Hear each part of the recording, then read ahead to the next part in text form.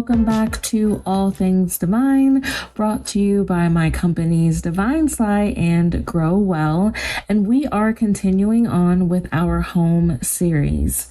Now, I have to tell you, I had a recent conversation with a really good friend of mine, and we were discussing why people want to know others' personal lives. Now, this could be someone that just knows you as an acquaintance, or someone that may have been in your life maybe 10, 15 years ago. But I was expressing my frustration with why even ask about someone that is no longer in your life. And he said to me, well, Erica, you just live a soft life. So your personal space is really sacred to you, and you are not okay with, someone that you dealt with from your past, or someone that you kind of know, asking extremely personal questions. And I was like, okay, you're right, but what is soft life? And he schooled me on what soft life is, and I thought that I would talk about it today. So that is what we are going to discuss: having a soft life and how it is related to what? Your root chakra. I was meditating and a memory popped up. I was 18 or 19 years old. I went to this church called Christ the King Church. They had a prophet there, and he was just amazing, an amazing man of God. He called me up, or I believe he may have came over to me, and he asked me to stand up. So I did. He said, first, where's your husband? And I was like, well, I don't have a husband. I was 18 or 19. I did not have a husband. Then he asked a few more questions, and he said some prophetic things to me, but he ended with, you need to get your house in order. It's so interesting and how amazing this is, because it's all divine. Everything's in divine timing. And of course, I was 18, 19 then. I'm 41 now, but I finally understand what that means. And I've thought about him from, time to time. And when he said I need to get my house in order, I'm thinking of my physical home. But as you know, with our series, your home is your mind, body, spirit, and your physical space. And I'm just so thankful that I have that true understanding now, regardless of how long it took me. But all of the events that I went through made me have this deep understanding. I'm so excited, and I feel so grateful to have this series about your home, and just to have that memory pop up, and to show gratitude for where I started that next day all the way up. Everything has played such a huge role in my life for me to have this deep understanding now. So in September, when we are done with the home series, I have an amazing surprise for you, so that you will always be reminded of your home every time that you wake up. I'll see you in September when we announce our surprise for the home series.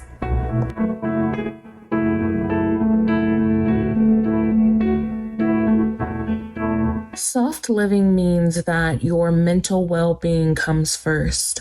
So people who live a soft life, you may see them eating healthy, working out. They may do a lot of yoga, meditation. They have strong boundaries. They're quiet and reserved, and they may come across as being a little mysterious because you just don't know what they have going on. And in the world of social media, we update our social media platforms with what we're doing, and you may not see that from this person. So it kind of makes you think, like, where are they? Are they falling off the face of the earth? We get, a picture of flowers every once in a while. Are we only see them post up them working out. And for some of my nosy social media people out there, that can be a little frustrating because you just want to know, like, what is this person doing? And that is the conversation that my friend and I were having, is why does an acquaintance want to know where you are, what you are doing, when there's nothing that is bonding you together? And they don't want to know because they have to ask you a question. They just want to know. So that's where that conversation stemmed from. So that is soft living. Now let's talk about some core issues that are associated with your root chakra. So with the root, as you know, we all know that it's at the base and it is your first chakra. Now, some core issues that are associated with the root chakra are fears of physical survival. You can have abandonment issues or any type of loss of physical order. You have the ability to defend yourself, or you may worry about your ability to provide for your life's necessities, to survive just in the world. It could be your feeling of home, and that means home with yourself, your family, community, and it's just the core of who we are. Now, there's so many other things that are associated with the root chakra, but we are just going to talk about these for today. Now, soft living in your root chakra is actually necessary. And I feel that people should do this at least for, minimum 30 days out of the year. You may be wondering why I am pushing the soft living life. And that is because it is connected to your root chakra, because your root helps you stay grounded. And when you focus on your mental well-being, that is a core part of your root chakra with helping you stay grounded or get grounded if your root chakra is blocked for any reason, because you are focusing on any triggers that you may have, shadow work, your environment, your watching what you put in your body, which is also the food that you put in your body. It's medicine, number one. And it helps with your mental well-being. And then you're setting up boundaries. And so those are all of the things that helps ground your root chakra. And I do challenge anyone that could be struggling with just your environment and feeling like you just need to focus on you. I challenge you to do a 30-day challenge where I'm not saying that you should just go completely silent. That's never a good thing. But where you just start to focus on you and you have that soft living. Let's go a little deeper. When you share too much of your life, you start to constantly want to recreate what is being shared when that might not be your reality. So a lot of us, and I am guilty of this as well. I know I did this many, many years ago, but you post the happy times of what's going on with your family, but you can kind of make it look like you have a picture perfect life when we know that life is not rainbows and unicorn dust. Okay, we know this, but you start to want to constantly show that. And then things happen within your own home, whether it be with, your partner, your children, where you are almost nitpicking them to display what you show online.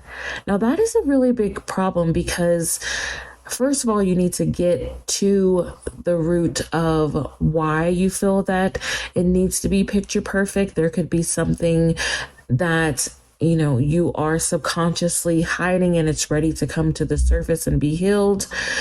But also just the pressure and the stress that you put on your family members to be this beautiful Beverly Hills looking perfect family when that's not what it is. So that's why sharing too much can affect how you feel, and it can definitely block your root chakra. And you may not intentionally know that you're blocking your root, but trying to be something that you are not, especially when you have not done the work. I'm not saying now, let me just jump in here with this.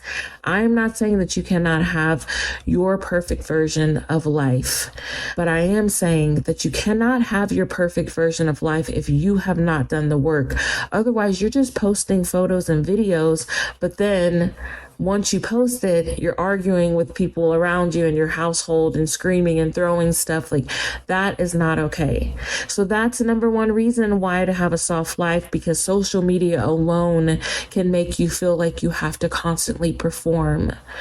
And having a soft life is great, especially when you have a family, but because you're teaching your children that your mental well-being and your space is important.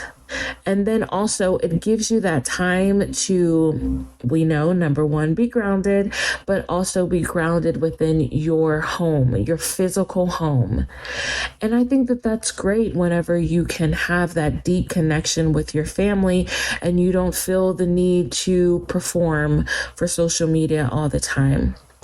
And I would have to ask someone, and if you were in a session with me, I would ask you, what is your fear in letting your social media platform know that you are human and that you don't actually have this life? And that's where we would go. So if you're struggling with this, ask yourself that question. What is your fear in letting your social media platform know that you actually don't have this life? Where is this coming from? Entrepreneurs, online lifestyle vloggers and bloggers, CEOs of major corporations, there is a need for us to have an online presence. And I think that that is amazing, because the way that the climate is now, consumers want that connection. But we don't have to share everything. Here's an example, and I think that this person is so amazing. She is a YouTube vlogger.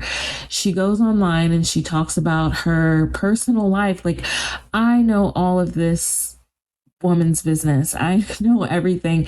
And I listen to her because I'm really sitting there like I need a bowl of popcorn, because it's just wild. Like, she does story time and she tells these wild situations that's happened in her life. But I don't know her mother's name. I don't know her children's name. There is still that soft life that she has, to where she protects those around her. And I do know that she works out and she does meditation, but she doesn't talk about it that much because that's not her niche on her platform. So where I'm going with this is that whatever our niches are, that we should keep our online presence to that and take our consumers on our journey. Now, I'm actually struggling with that right now because I like to be so private with everything, but I know that it is so necessary to have that connection with other people and to inspire, to empower, because that's what happens, especially if you're an entrepreneur and you are starting from ground zero and you take your audience on that journey with them and show them like what's happening with the process of your product and just talking to them. That is so awesome to do because it hooks them in from the beginning, but it also inspires them. It empowers them to do whatever it is that they want to do in life. So I think that that's really important. So I do not recommend being to the extreme that I am, because I am trying to break out of that and actually post and have a deeper connection online with my audience. So you can share certain things about your life. Like, who doesn't want to see that? Who doesn't want to see your kid's birthday party? Yay, that's great. But I feel that if you do that, there also needs to be some transparency. Talk to someone in your audience. It doesn't matter who it is, but if something is on your heart, just to even tell them to keep going, put that out there one day so that they don't think in their mind that everything has to be perfect because that's how you are displaying it. I feel like there needs to be more authenticity. And there also needs to be a push to have a soft life so that we can all focus on our mental well-being. Being authentic is so important, and I have personally learned that myself.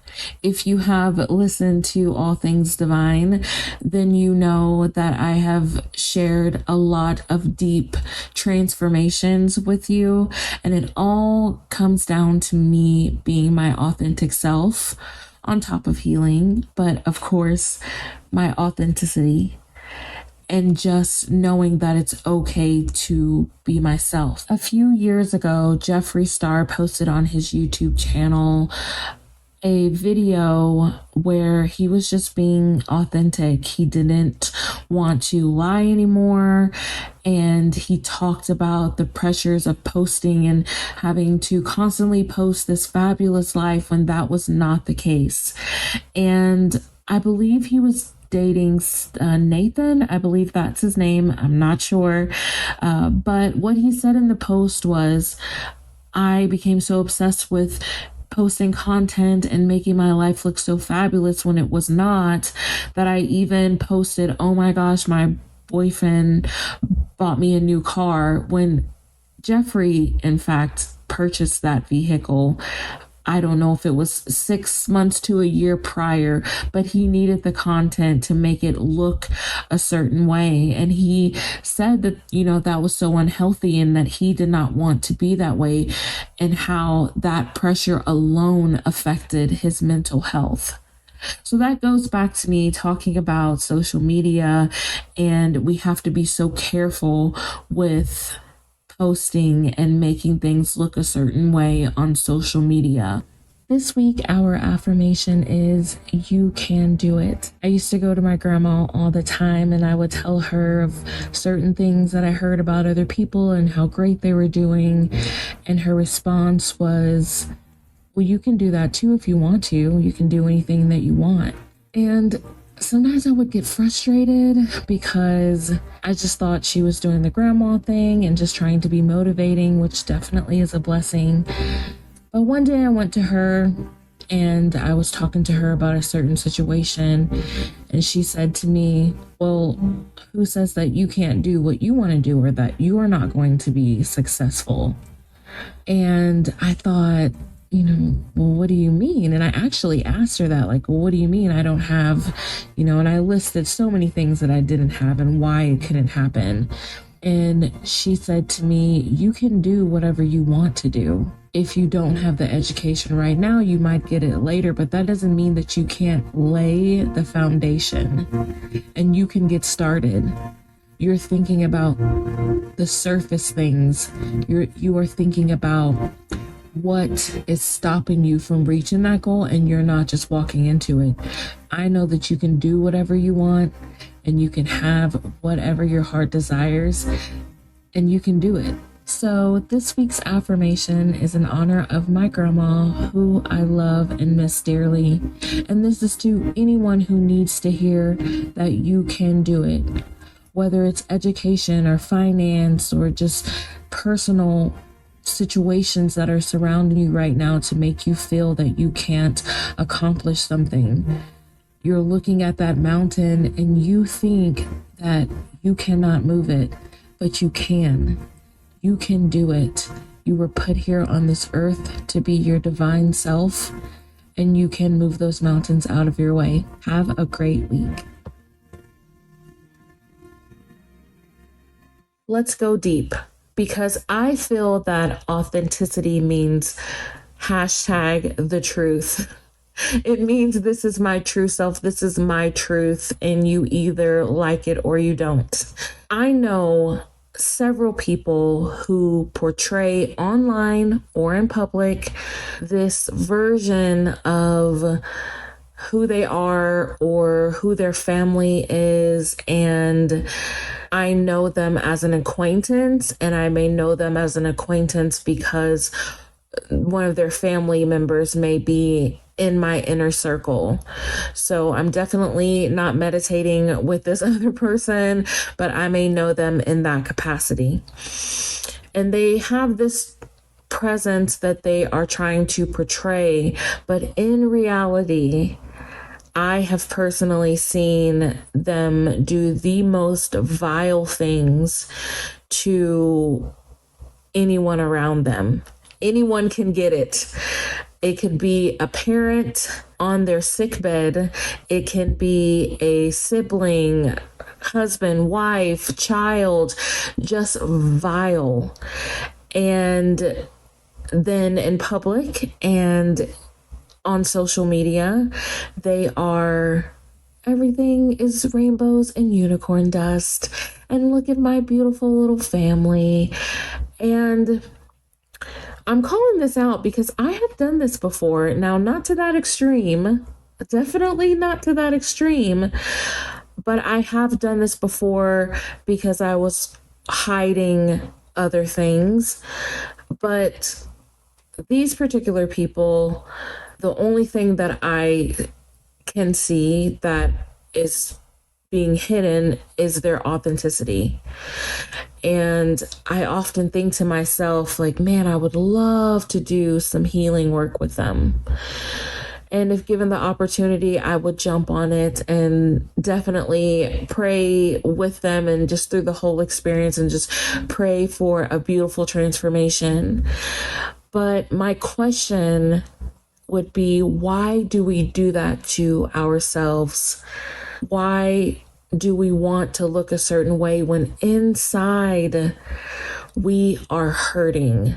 And that is why I love what I do so much with Grow Well, is because we get to the root of things.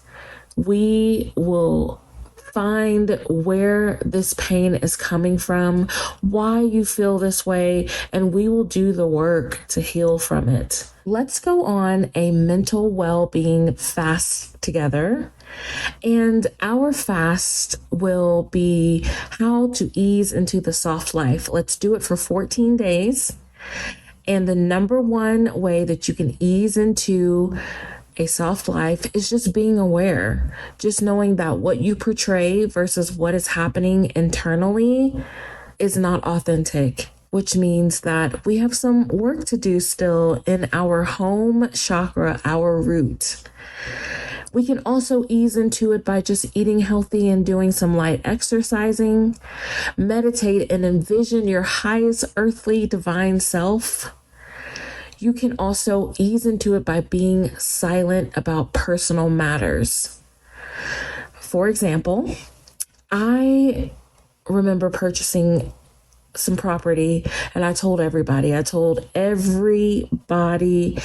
when I had it, I told everyone, but there was a group of people that I never even trusted, but I told them. And you have to be careful with that, because just because people are family members or in-laws, that doesn't mean that they want the best for you. And I made my mistake by doing that because once the property was purchased, it all went to hell afterwards. So I don't have that property anymore, which is okay because I don't even think I really wanted it. So maybe that was a blessing. Who knows?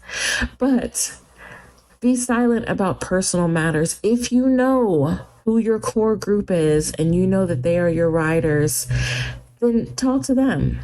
And sometimes your core group is not anyone on your family list. It could just be some really close friends that have turned into family and you just have deep relationships with. You can talk to them about it, but don't tell anyone else personal matters. So let's go over this fast again for 14 days. You are aware. Number one, that is the most important thing. You start to eat healthy, have more vegetables, because that is medicine to your body. And you start doing some light exercising, meditate, and envision your highest earthly self. And then you can ease into it last by being silent about personal matters. Thank you to my divine community for listening today. And as we go into this week, I want you to know that having a soft life is okay.